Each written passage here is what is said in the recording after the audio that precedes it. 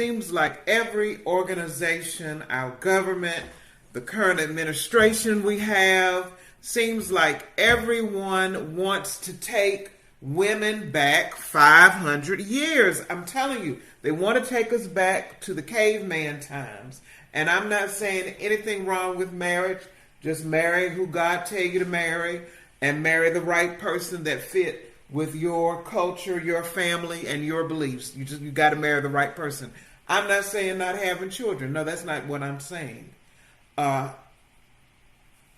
up, my mother and my father, my family members, taught us to cook, clean, and to be submissive to your spouse. But things didn't work out for me. I always end up with the wrong person, so it hadn't worked out for me. But Southern Baptists are voting to advance a formal ban on churches with women pastors. In Orlando, Florida, they had thousands of Southern Baptists voted Wednesday to advance a formal ban on women pastors in the nation's largest Protestant denomination, sending a clear message that men alone should preach to these conservative evangelical congregations. Okay, this is my problem. And I'm not saying they're right or wrong. Why would you, all these years, not have women pastors? Then you start having women pastors. Now you want to get rid of it. This seemed to be the trend in the whole nation. Black people and people of color didn't have rights. Now we have rights, and we're advancing in every area for those who take it seriously to advance. Now you want to knock us back to the ghetto and take away education, take away health care, take away retirement, take away Social Security, take away the idea that we can own homes, we can have multiple degrees, and have nice cars. On one hand, you're saying don't depend on the government. But when we have jobs and succeed and have a nice lifestyle, you got a problem with that too. Okay, the amendment would tighten existing restrictions in the Southern Baptist Convention, which already has a faith statement opposing women pastors. The vote had 6,028 people to 2,026 people, a 3-to-1 margin, and this exceeded the required 2/3 majority. It will also require a similar 2/3 vote at next year's meeting to become part of the Constitution. The 2-day meeting concluded Wednesday. There were more than 11,000 delegates or messengers to this convention center in Orlando, Florida.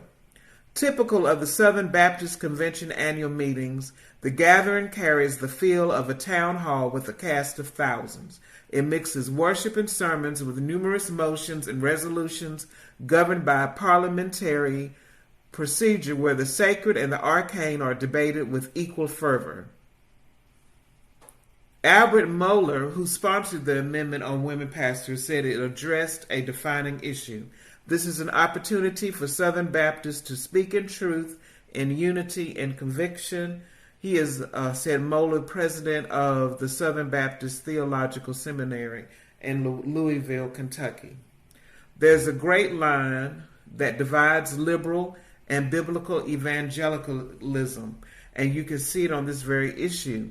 The trajectory of liberal denominations is clear.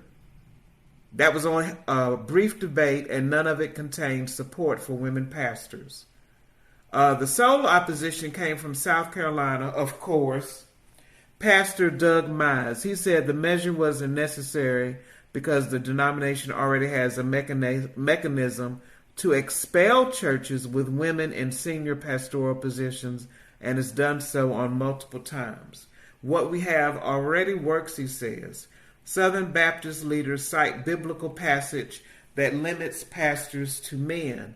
Advocates for women ministry cite biblical passage that proclaim men and women are equal under God and where women are called to proclaim the gospel. The Southern Baptists can expel churches from their convention membership and declare them not in friendly cooperation.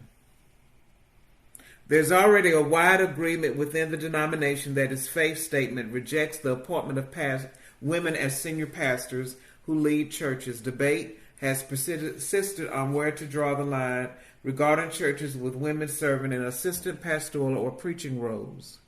We need constitutional clarity on this issue, said Mohler.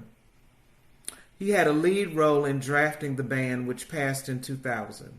The amendment's language requires the exclusion of any church that acts to affirm, appoint, or endorse a woman serving in the office or function of a pastor, elder, overseer, specifically preaching to the assembled congregation. Churches were removed in recent years for having women pastors. In the previous 3 annual meetings, a majority of the representatives voted to amend the SBC Constitution to ban churches with women in any pastoral role. But only in one of those years did the measure get the needed 2/3 supermajority, so the matter languished.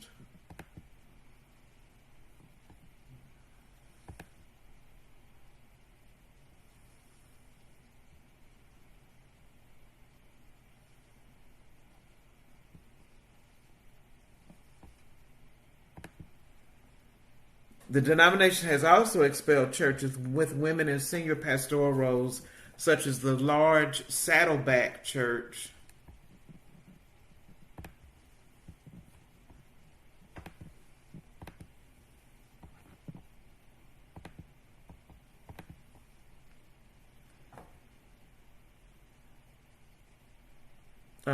In California.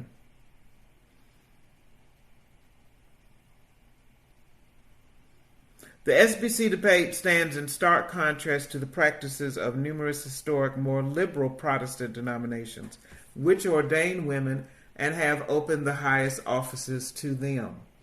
We have Pentecostal charismatic circles where prominent women pastors like Paula White Cain, head of President Donald Trump's White House Faith Office. But there are others who do not ordain women as clergy, and the Catholic and Orthodox churches, the world's 2 largest Christian communions, ordain only men to the priesthood. Some Baptists disagree on women's role. The Baptist Women in Ministry works with female ministers in a variety of Baptist denominations, issued a statement lamenting this vote. Women in ministry deserve affirmation, respect, and the opportunity to follow God's call. We are heartbroken that they have been denied those fundamental freedoms in the process of this vote. Baptists say the Bible places high value on both men and women created in the image of God, while assigning them different roles in churches and home. The Baptist faith and message not only asserts a male office of pastor, but also the servant leadership of husbands over wives.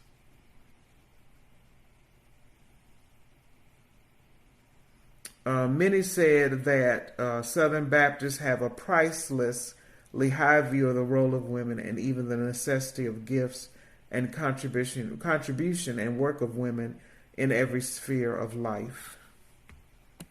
So how do you feel about that?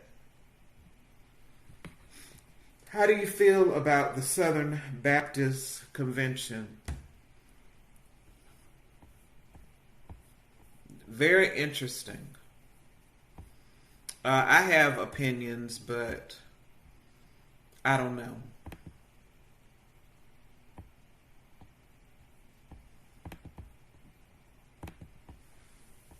Now, this is the photo gallery of the Southern Baptist Convention. I will say that I do not believe women should have certain titles. Oh, it was June 8th, the 10th through in Orlando, Florida. Here you have them voting. I don't think a woman should be called a bishop. I don't agree with that. I don't believe women should be called apostles. The Bible clearly states that these men or offices are the husband of one wife, and you can't be the husband of one wife if you're a woman. This is Willie Rice, pastor of Calvary Church, and he's doing a sermon in Orlando, Florida. They had their annual meeting on Tuesday, June the 9th. I wonder if women are allowed to attend this meeting and vote. Okay, I see some people of color. I see some women. And, you know, I have a problem. Yes, we're all going to the same heaven, or you're all going to the same hell. But it's not realistic in America. The multicultural church is not realistic in America because white people are not going to give up the racism. It's deep rooted in them. It's systemic. Very few can overcome what they've been taught all their lives, and then they whitewash the Bible because the Bible is full of people of color. They look more like me than you. Even Jesus had hair of wool. Nobody on this earth has hair of wool but African American black people or people from African descent. It says that in Revelation, and it also says that in the book of Daniel, that he had skin like bronze and hair like wool. What you going to do with that? Okay, this is the exhibit hall. Thousands of people attend their convention. This is President Clint Presley at the Southern Baptist Convention meeting Tuesday, June the 9th in Orlando. Here's some more attendees. Okay, here they're voting. Okay, I see some women voting. Attendees hold up their ballots on a motion. Okay, men and women are voting. Okay, I'm looking at the front row and I see 1, 2, I see 3, 4 women. Okay, I can't see in the back, but at least there's some women present. Okay, here's another exhibit hall. Oh, a lot of people go to Walt Disney World. I've been there once. This is Reverend Al Mohler, president of the Southern Baptist Theological Seminary in Louisville, Kentucky, speaks from the floor during the Southern Baptist Convention annual meeting on Tuesday, June the 9th. But my problem with these sexist men, a lot of them, they're sexist and racist and misogynistic. He looks like all three. Okay, here's more of the voting. Okay, it looks like everybody gets a chance to vote. This is the executive committee. I'm glad to see a black man on the stage because I've been in organizations that are supposed to be multicultural, and you never saw a black man in a leadership position. The most they were doing was on the choir, the worship team, or one of the musicians. You never saw them in a deacon or minister's role. But when I went to his brother's church, he did have a black man in leadership. So this is quite interesting. This is President Daniel Aiken. I guess I'm saying that name correctly. President Clint Presley. And more people at the Southern Baptist Convention.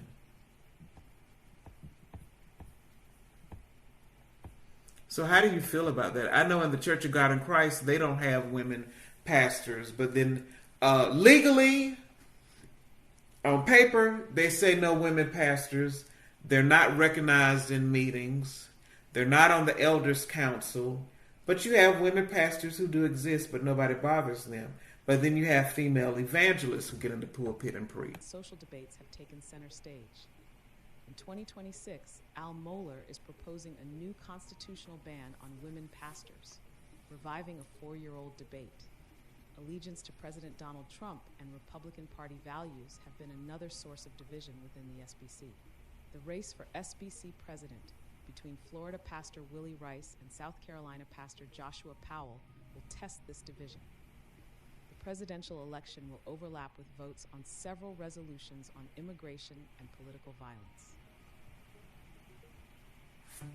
White congregations do not want a black pastor.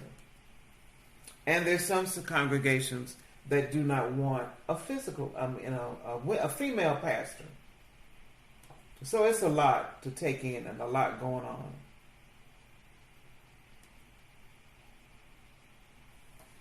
So how do you feel about it? But again, I want to reiterate, I don't believe a woman should call herself bishop, apostle. I even got a problem with elder. Evangelist, that's kind of,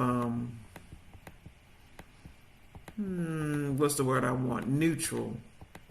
But the one word that is for women is the term or the title prophetess, and that's biblical. And it's in the Old and the New Testament. In the New Testament, you had Anna. In the Old Testament, you had Deborah. You had Huldah, or is that the New Testament? But you had Stephen's daughters. He had 4 virgin daughters, and they were all prophetess. That's documented well in the Old and the New Testament. So women, if you feel you are called to ministry, use the correct name, prophetess. Now, that's the one thing Juanita Bynum did do correctly. She called herself prophetess. And she used that title. But these other titles that people are coming up with that are not in the Bible, I do not agree. Now, some people say Junia, I believe in the book of Acts or one of the old New Testament writings, they want to say she was a female apostle, but even that is not clear. There were no female priests in the Old Testament. In fact, women were not even allowed in the temple during their menstrual cycle or their monthly cycle because they were considered unclean. Women can't baptize people because they cannot hold people. But I don't know. It's a lot. What do you think about it? Do you think that is fair? Do you think that is just? Do you think that is biblical?